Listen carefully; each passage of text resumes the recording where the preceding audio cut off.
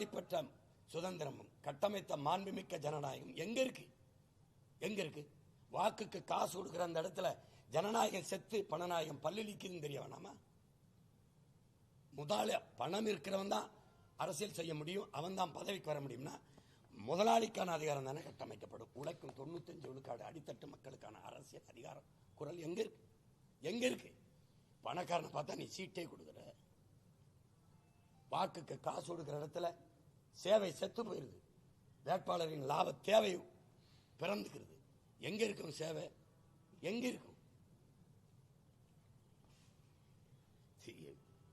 வர வேண்டியது போன தடவை இலவசம் அறிவிச்சாங்கல்ல, போன தடவை 1000, இந்த வாட்டி நான் வளர்ந்துட்டேன் இலவசம் பெற வேண்டிய அவசியத்தில் இல்லை அப்படின்னு யாராவது சொல்றானா? பாருங்க, கொடுக்கிற ஏதாவது ஒரு பண்டத்தை பாருங்க, டிஃபன் பாக்ஸ், மிக்சி கிரைண்டர், 1000 2000, வேட்டி சேலை, அரிசி பருப்பு, எண்ணெய், இந்த ஃப்ரிட்ஜ், இதெல்லாம் ஒரு குடும்ப தலைவன் தானே உழைத்து தானே வாங்கி நிறைவேற்றிக் கொள்ளக்கூடிய ஒரு அடிப்படை தேவை. ஒரு தற்சார்பு வாழ்க்கையில் அவனே உழைச்சு வாங்கக்கூடியது. அதுக்கு கூட வக்கற்ற நிலைமையில மாறி மாறி இத்தனை ஆண்டுகள் ஆட்சி செய்து நிறுத்திவிட்டு மறுபடியும் நாங்கள் ஆட்சிக்கு வரணும். வந்து என்ன பண்ண போற? இந்த பிரச்சனையை 2 மடங்கு கூட்டி விடுவேன். வேற என்ன பண்ணுவேன்? ஏதோ ஒன்று புதுச்சேரி தமிழ்நாட்டில் தீர்க்கப்பட்டிருக்கு இந்த கட்சி ஆட்சிகளால். என்ன கொள்கை கோட்பாடு இருக்கு? காங்கிரசுக்கு நேர் எதிர் கோட்பாடு பாரதிய ஜனதாங்கிறீங்க, பாரதிய ஜனதாவுக்கு நேர் எதிர் கோட்பாடு காங்கிரஸ்ங்கிறீங்க. அந்த கட்சியில காமராஜரின் வாரிசுன்றீங்க. எப்படி பிஜேபியோட கூட்டணி வைக்கிறார் ஐயா? எப்படி ஐயா ரங்கசாமி என்ன கொள்கையின் அடிப்படையில் கூட்டணி வைக்கிறார்? என்ன ஒரே மொழி இந்திங்கிறத ஏற்கிறாரா? இந்த மும்மொழி கொள்கைங்கிறத ஏற்கிறாரா? இந்துக்களின் நாடு இந்தியா அப்படிங்கறத ஏற்கிறாரா? எந்த இடத்துல, எந்த கொள்கையில உடன்படுறாரு? எந்த கொள்கையில?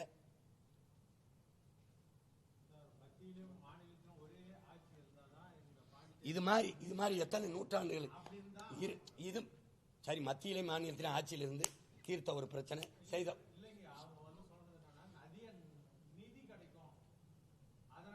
நான் உங்ககிட்ட ஒரு கேள்வி, ஒரே ஒரு கேள்வி. அதான் நீங்க என்ன அந்த பதில சொன்னாருக்குல்ல அவருக்கு, இப்ப நான் அந்த பதில சொன்ன அந்த பெருந்தைக்கு கேட்கிறேன், இந்த மத்திய அரசுக்குன்னு நிதி எது ஐயா? ஆமா, அப்புறம் நான் அவன் எனக்கு தர்றது யாராவது சொல்லுங்க. மத்திய அரசுக்குன்னு வருவாய் பெருக்கத்துக்கு ஒன்று இருக்கா? மாநிலங்கள் அரசு, மாநிலங்கள் கொடுக்கிற நிதி தான் மத்திய அரசின் நிதி. அப்புறம் என்ன நீ என்ன வட்டி கடை வச்சிருக்கியா, கவர்மெண்ட் வச்சிருக்கியா, கந்து வட்டி கடை வச்சிருக்கியா? நாங்க என்ன வெள்ளக்காரன் காலத்துல வரிகூட இயக்கம் நடத்துவோமா? இப்ப நான் சீஃப் மினிஸ்டர் தமிழ்நாடு அல்லது நான் வந்துட்டேன், நீ என்கிட்ட இப்படி எல்லாம் சேட்டையை காட்டிடுவியான்னு கேட்கிறேன், நேரடியா கேட்கிறேன். காட்டிடுவியா? நீ காட்டிடுவேன், வரியை உனக்கு தந்துருவேனா? இவன் பூரா திருட்டு பய, களவாணி பய, லட்ச லட்சமா கொள்ளையடிச்சு வச்சிருக்கேன், இடி இன்கம் டாக்ஸுக்கு பயந்துட்டு கை வச்சிருக்கிறேன். நீனும் தான் என் வீட்டில் போட்ட, என்னையே தான் போட்ட, ஏன் ஐடி ரைடு போடல, இடி ரைடு போடல? இல்ல, இப்ப தெரியுதா? ஒரு நேர்மையாளனுக்கு மட்டும்தான் துணிவும் வீரமும் வரும். ஏன் என்னை அடக்கம் ஒடுக்கம் பார்ப்போம், அதிகபட்சம் வழக்கு போடுவேன், ஜெயில போடுவேன், பயப்படுற ஆள் மாதிரி தெரியுதா? சொல்லுங்க. நான் இல்லாத சேர தமிழ்நாட்டில் இல்ல, புதுச்சேரியிலையும் வச்சுட்டேன். வேற என்ன? இல்ல, நீங்க நிதியை ஒன்னா இருந்தா தான் தரும்னா அது எவ்வளவு பெரிய கொடுங்கோன்மையான போக்கு, எவ்வளவு பெரிய சர்வாதிகாரம்னு சொல்லக்கூடாது, கொடுங்கோன்மை. நீ எனக்கு உடன்பட்டா தான் உனக்கு நிதி தேர்வனா? டேய், உன்னை அதுக்காவது ஒழிக்கணும்டான்னு இருக்கா இல்லையா? நீ என்னடா ஜனநாயகம் பேசுற, சமத்துவம் பேசுற, மக்களாட்சி பேசுற, தேசிய ஒருமைப்பாடு, இறையாண்மைலாம் எதுக்கு பேசுற? நீ எதுக்கு பேசுற? ஐயா, நான் கொடுத்த காசை வச்சுக்கிட்டு தட்டை எந்து பிச்சை போடுறோம்னா உன்னை ஒழிக்கணுமா இல்லையா? இங்க பாருங்க, ஒரு அரசின் பொதுமையான வேலை என்னன்னா, நிதியை எடுத்து இந்த மாநிலம் அதிக வருவாய் கொடுத்துச்சு, இந்த மாநிலம் குறைந்த வரி தான் கொடுத்துச்சுன்னு என்று பாகுபாடு இல்லாம சமமாக சமத்துவமா எல்லா மாநிலங்களுக்கும் உரிய நிதியை பிரிச்சு பங்களிக்கிறதுக்கு பேர் தான் அரசு. அதான் பொதுமை. ஆனா நீ என்கிட்ட ₹1 எடுத்துக்கிட்டு 20 காசு கொடுக்கிற. ஆனா இதே பீகார், உத்தரப்பிரதேச, ராஜஸ்தானுக்கு ₹1 எடுத்துக்கிட்டு 3 கொடுக்குற. எப்படி? அப்ப நீ இந்தியாங்கிறதே உனக்கு இந்தி பேசுறவன் தான், இந்தியாங்கிறதே வட மாநிலம் தான். என்னை வச்சிருக்கிறது என் வரிக்கு இந்த வாக்குக்கும் இந்த நிலத்தில் இருக்க வளத்துக்கும். அதெல்லாம் எடுத்து முடிச்சிட்டின்னு வச்சுக்க, இந்த நீயே நாட்டை வச்சுக்கின்னு போயிடுவேன். இது காலங்காலமா கையால் ஆகாதவன் சொல்றதுயா, அவங்களோட கூட்டணி வச்சா தான் நமக்கு எல்லாம் கொடுப்பாங்க அப்படின்னு. எப்படி எப்படி ஏன் நீங்க சொல்லுங்க. நான் சொல்றதை நீங்க கேட்டா தான் உனக்கு நான் வரி கட்டுவேன். எப்படி சொல்லணும், நான் உனக்கு வரி கட்டுவேன். இப்ப நான் வந்துட்டேன், நான் சொல்லுவேன் 75 விழுக்காடு என் மண்ணின் மக்களுக்கு என் வரி, பொது நிர்வாகத்துக்கு உனக்கு 25 தாரேன், என்ன பண்ணி பெறுவேன்னு சொல்லினேன். 25 விழுக்காடு தாரேன். அதுவும் ராணுவம், இந்த போக்குவரத்து அதையும் தனியாட்ட கொடுத்துட்டா, இந்த வெளியுறவுத்துறை, பண அச்சிடுதல், இது மூணையும் வச்சுக்கிறதுக்கு உனக்கு தரேன். இதுவே அதிகம் வச்சுக்க. வேற நான் ஆரம்பிச்சேன்னு வச்சுக்க, கேரளா, கர்நாடகா, ஆந்திரா எல்லாம் ஆரம்பிச்சுடுவான். நான் என்ன பண்ணுவேன், அவன் வீட்டில் போய் உட்காந்து எனக்கு தண்ணி தர வேணான்னுருவேன். கர்நாடகாவில், கேரளா எனக்கு தண்ணி வேணாம், அதில் என்ன பிரச்சனை, போதும் எனக்கு இருக்கிற தண்ணியை நான் சமைச்சுக்கிறேன், நீ இரு, இப்போ நீ வா நம்ம பேசுவோம் அப்படின்னு நான் சொல்றது சரின்னு பண்ணுவோம்.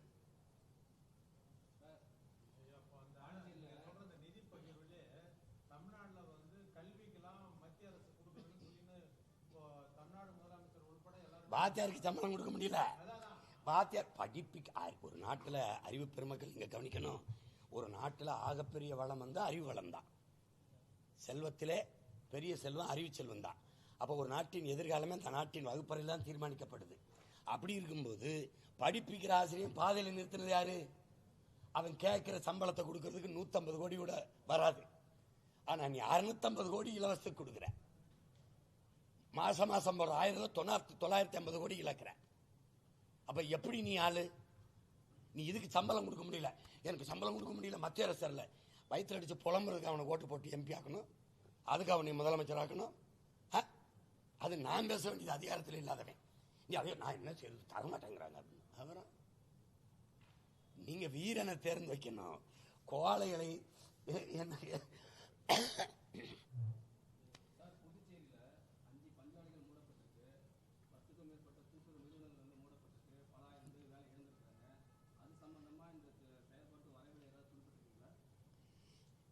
அதெல்லாம் குறிப்பிட்டிருக்கோம், நீங்க பாருங்க. என் மக்களுக்கான வேலை வாய்ப்பை உறுதி செய்யறதா எங்களுடைய இது. அந்தந்த இடத்துல அவர்கள் வாழ்விடத்தில் அரசு பணி கொடுப்போம்ங்கிறதா எங்க கோட்பாடு. நீங்க மூடப்பட்டிருக்கு அப்படிங்கிறீங்களா, இப்ப என்ன செய்யணும்னா மூடி வேலை வாய்ப்பை இழக்க செய்தவர்களுக்கு திருப்பி அதிகாரத்தை கொடுக்காதீங்கன்னு சொல்லணும். அதிகாரத்துக்கே வராத பிள்ளைகிட்ட தூக்க முடியாத சுமையை தூக்க கூடாது. ஏற்கனவே அதிகாரத்தில் உட்கார்ந்து இருக்கிறவருக்கு தீர்க்க வேண்டியவற்றை இதை முறையிடணும். ஏன் மூடிங்கன்னு கேட்கணும். நான் வந்து பஞ்சாலை மட்டும் திறப்பேன்னு சொல்லல, இன்னும் அவரவர் வாழ்விடத்தில் என்னென்ன வளம் இருக்கோ அந்த வளத்தை வச்சு நிலமும் வளமும் சார்ந்த தொழிற்சாலைகள் உருவாக்கி வேலை வாய்ப்பை கொடுப்பேன். இப்போ ஒண்ணுமே இல்லைன்னா மாடு வளர்ப்பேன், இல்லை ஆடு வளர்ப்பேன், கழுதை வளர்ப்பேன், நாட்டுக்கோழி வளர்ப்பேன். கழுதைன்னா எல்லாம் சிரிப்பான். கழுதை யாருன்னு தெரியாத கழுதைகள்கிட்ட நம்ம பேசி பயன் இல்லை. 1 லிட்டர் பால், கழுதை பால் 5000 ரூபாய். உலகத்திலே அதிக விலைக்கு போற பால், உலகத்திலே அதிக பாலாடை கட்டி அதிக விலைக்கு போறது கழுதைப்பால் தான். உலகத்தில் ஆகச்சிறந்த அழகு பொருட்களை தயாரிக்கிறது கழுதைப்பால்ல தான். அப்போ எருக்கலஞ்செடி இருக்குல்ல, எருக்கலஞ்செடி சுடுகாட்டில் பார்த்திருப்பீங்கல்ல தெருவில், அந்த செடியிலிருந்து எடுக்கிற நூல் தான், அதிலிருந்து தயாரிக்கிற உடை தான், பட்டு தான். உலகத்திலேயே காஸ்ட்லி பட்டு, உலகத்திலே விளைகிறது. எனக்கு எருக்கலஞ்செடி வளர்க்க தெரியாதா? கத்தாழை வளர்க்க தெரியாது, எள்ளு கடலை வளர்க்க தெரியாது, அது சார்ந்த தொழிற்சாலை உருவாக்க தெரியாது. ஏன்னா அவ்வளவு பைத்தியமா நாங்க உலகத்தையே பார்க்கிறோம். எப்படி இவன் நிர்வாகம் பண்றான், இவன் எப்படி கரும்பு கூடவா வராது? உலகத்தின் சர்க்கரை கிண்ணம் இந்த நாடளவு இருக்கிற நாடு தானே வந்துட்டான். இதே கடலை வச்சு சிங்கப்பூர் எப்படி அந்த நாட்டை செதுக்கினான்னு கூட பார்க்க முடியாதா? ரெண்டதான் கடல் இருக்குல்ல. மிகச்சிறந்த சுற்றுலா தலமாக்கி கோவா மாதிரி பொருளாதாரத்தை பெருக்க முடியாதா? நான் கேட்கறதுக்கு சொல்லுங்க. கோவா எவ்வளவு பெருசு, எவ்வளவு பெருசு, எப்படி அவன் எவ்வளவு செழிப்பாருங்க. மிகச்சிறந்த சுற்றுலா தலமா. இப்பவும் தமிழ்நாட்டிலிருந்து இங்க எங்க வரான், சனி ஞாயிற்கு எங்க வரான், புதுச்சேரிக்கு வரான். மற்ற பகுதியிலிருந்து எங்க வரான், புதுச்சேரி ஒரு நல்ல ஒரு சுற்றுலா தலமா இருக்கு. அதை தரம் உயர்த்தி மிகச்சிறந்த ஒரு சுற்றுலா தலமாக்கி பொருளாதாரத்தை ஈட்ட முடியாதா? வெளிநாட்டு பயணிகள் அதிகம் வராங்க, அவங்கள வச்சு சுற்றுலா அந்த வருவாயை பெருக்க முடியாதா? சாராயத்தை தவிர எதுவுமே நமக்கு பொருளாதாரத்தில் இல்லையா? சொல்லுங்க. பால் மட்டும் தமிழ்நாட்டில் இங்க பாருங்க, இப்படி பாருங்க, ஆண்டுக்கு 50,000 கோடி சாராய வருவாய், ஆண்டுக்கு 3 லட்சம் கோடி பால் வருவாய். இது உயிரை எடுக்குது, இது உயிரை கொடுக்குது. எங்க நீங்க நிக்கலாம்? மாடு வளர்க்கறதா சிங்கம்ன்ற, ஆனா டாஸ்மாக் கடையில் சாராய் ஊற்றி கொடுக்கறது அரசு வேலை பெருமைங்கிற. உன்னையெல்லாம் என்ன பண்ணலாம்? உங்களையெல்லாம் என்ன பண்ணலாம் சொல்லுங்க? நீங்க சொல்லுங்க, என்ன சொல்லுங்க சொல்லுங்க. எம்எஸ்சி, எம்பிஏ, பிஎஸ்சி, பிஎட் படிச்சவன் தான் இந்த டாஸ்மார்க்ல வேலை செய்யறான். உலகம் பூரா மாடு மேய்க்குது. 2,76,000 ஏக்கர்ல பில்லுகட்ஸ் வேளாண்மை செய்யறான், ஆடு மாடு வளர்க்குறான். அவன் கேட்டா அங்கதான் நிலையான பொருளாதாரம் இருக்கு, அங்கதான் எல்லாருக்கும் வேலை இருக்கு. நீ அங்க வரமாட்டேங்கிற, ஏன் வரமாட்டேங்கிற? உனக்கு என்ன பிரச்சனை? உலகத்திலே எல்லாம் உயிர் தேவை, உணவு தேவை தான். அதை முன்னிறுத்தி பொருளாதாரத்தை ஏன் கட்டமைக்க மாட்டேங்கிற? நான் போட்டிருக்க பணியை, சட்டை, செருப்பு, குடிக்கிற நீர், சோறு, அரிசி, பருப்பு எல்லாம் தருது நிலம், வேளாண்மை. ஏன் அதை விட்டு வெளியேற? ஏன் வெளியேற?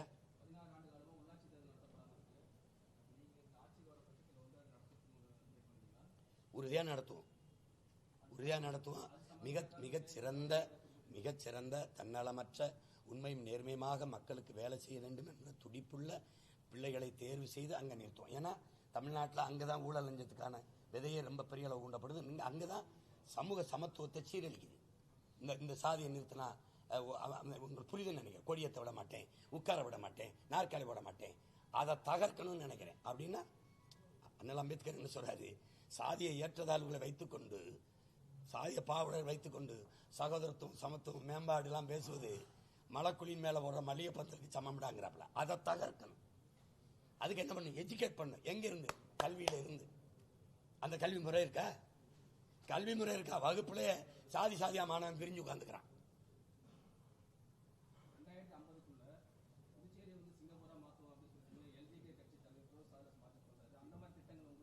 நீங்கள் நானும் இருப்போமா உயிரோட?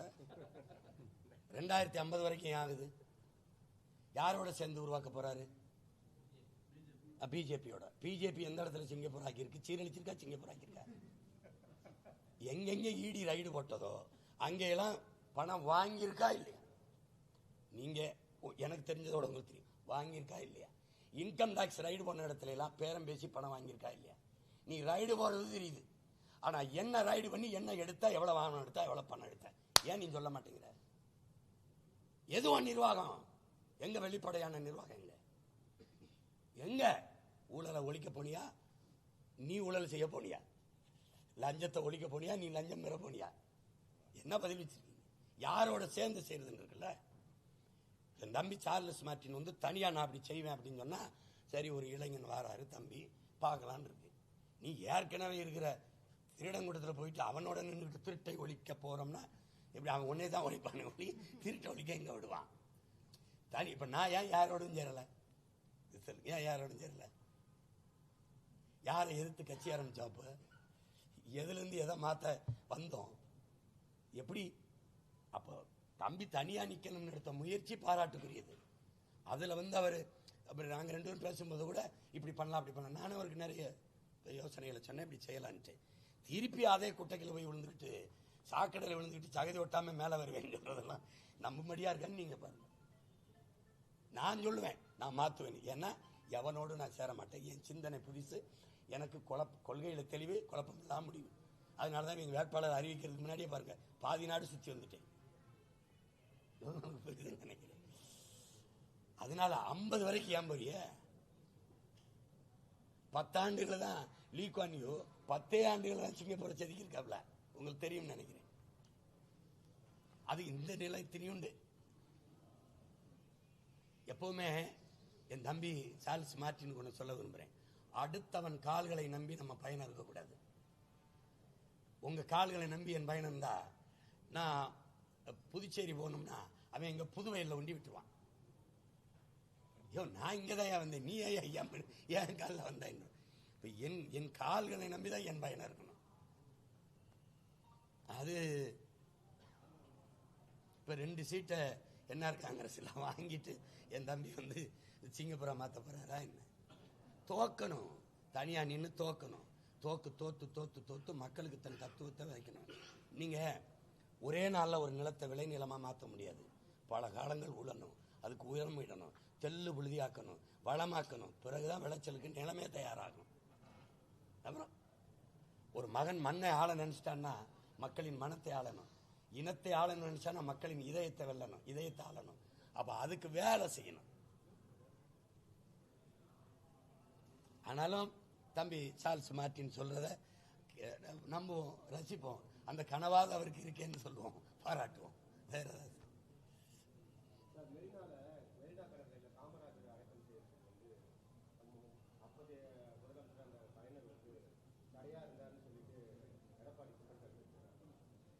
அது குற்றச்சாட்டு ஒண்ணு இல்லையா? ஐயா சொல்றது குற்றச்சாட்டுன்னு நீங்க எப்படி சொல்லுவீங்க? அது உண்மை. வேணா அங்க காந்தி மண்டபத்தில் இடம் தரேன்னு சொன்னாப்ல. இப்ப காமராஜ் பேரை நான் வந்து என்ன சொல்வேன்? நான் வந்து என்ன செய்வேன்னு நினைக்கிறீங்க? என் தாத்தனுக்கு இல்லாத கல்லறைக்கு எதுக்கு உங்களுக்கு எல்லாம் இருக்குன்னு பேத்த எடுப்பேன் தம்பி. நான் உண்மையில உடைச்சு எடுப்பேன் தம்பி. நான் ஒரு ஏரியா என் மக்களை ஆக்கிரமிச்சிட்டான், குளத்தை ஆக்கிரமிச்சிட்டான், இது அரசு புறம்பக்கட இதை ஆக்கிரமிச்சிட்டான். நீ இடிக்கிறியா இல்லையா? இடிக்கிறியா இல்லையா? 8 ஏக்கரை ஆக்கிரமிச்சு கடற்கரையை கல்லறை கட்டியிருக்கல, அதை ஆக்கிரமிப்பா இல்லையா? இதை இடிக்கிற அனுமதிக்கிற சட்டம், அதை இடிக்கணுமா இல்லையா? நீங்க சொல்லுங்க, நீங்க சொல்லுங்க. கடற்கரை கடற்கரை தான், எவனுக்கும் கல்லறை இல்லை. கடற்கரையில் 8 ஏக்கர்ல 200-300 கோடிக்கு சமாதி கட்டி படுக்கிற அளவுக்கு நீங்க ஒன்றும் சாதிக்கலையே. என்ன என் நாட்டு விடுதலைக்கு தூக்குல தங்கிட்ட என் பாட்டன் தீரன் சின்னமலை மருதுபாண்டி, இல்ல போராடி செத்துட்ட நீ பூலித்தேவனும் வாவுசியும், இல்ல அலைமுத்துக்கோனும் சுந்தரலிங்கமும். என்ன நீ என்ன பண்ணிட்ட? யார் நீ? முதல்ல இந்த நாட்டை நாசமாக்குன மொத்த கூட்டமா எங்கேயும் படுத்து கிடக்குற? இல்ல காமராஜர் மாதிரி 9 ஆண்டு ஜெயில் சிறையில் இருந்தியா? இல்ல என் தாத்த முத்துராமலிங்கத்தை மாதிரி இருந்தியா சிறையில? இல்ல என் பாட்டை மாதிரி செக் இழுத்தியா? பிறப்புல கோட்டீஸ்வரன் என் பாட்டேன், அப்பேன் வழக்கறிஞர், தாத்தன் வழக்கறிஞர், அவன் வழக்கறிஞர், சட்டம் படித்தவன் வெள்ளக்காரன், கூண்டுக்கு முன்னாடி குற்றவாளி அண்ணன் என் மண்ணின் விடுதலைக்கு. மாடு இழுக்க எதுக்கு அங்கே படுத்திருக்க? காந்தி படுத்திருக்கார? நேரு? இந்த நாட்டில் எத்தனை மாநில முதலமைச்சர்கள் யாராவது கடற்கரையில் கல்லறை இருக்கா? சொல்லுங்க. எதுக்கு எங்க படுத்திருக்க? படுத்தணும் காட்சி பொருள் மாதிரி 200 கோடி 300 கோடி. அது ஐயா ஐயா எடப்பாடி சொல்றது குற்றச்சாட்டு அல்ல, உண்மை. கடந்த கால உண்மை, அது வரலாற்று உண்மை. அதை சொல்றாரு.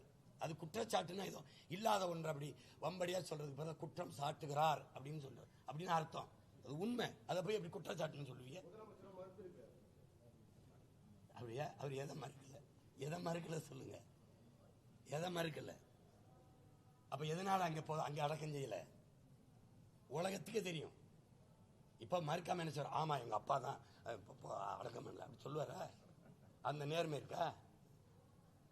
என் ஆட்சியில இவ்வளவு வன்புணர்வு கொலைகள் நடந்துருச்சு, ஆமா அப்படி சொல்லுவாரா? காவல் நிலையங்களை இவ்வளவு கஸ்டடி போலீஸ் மரணம் நடந்திருக்கு, ஒத்துக்குவாரா? ஒத்துக்குவாரா? என் ஆட்சியில இவ்வளவு ஊழல் லஞ்சம் நடந்து ஒத்துக்குவாரா? என் ஆட்சியில சாராயம் குடிச்சு 1 லட்சம் பேர் செத்து தாலி எடுத்திருக்காங்க பெண்கள், ஒத்துக்குவாரா? என் ஆட்சியில இவ்வளவு மலைகளை வெட்டி எடுத்திருக்கான், இவ்வளவு மண்ணளி திருடிருக்கான், வழக்கொலை இவ்வளவு பேருக்கு, ஒத்துக்குவாரா? அப்புறம் இதை ஒத்துக்குவாருன்றீங்க? அவருக்கு வேணா தெரியாம இருக்கலாம், நாங்க என்ன நடந்ததுன்னு படிக்கிறோம்ல, எங்களுக்கு தெரியும் என்ன நடந்ததுன்னு. வேற ஏதாவது கேள்வி வச்சிருக்கீங்களா? ரொம்ப நன்றி, உங்களை எல்லாம் சந்திச்சது மகிழ்ச்சி.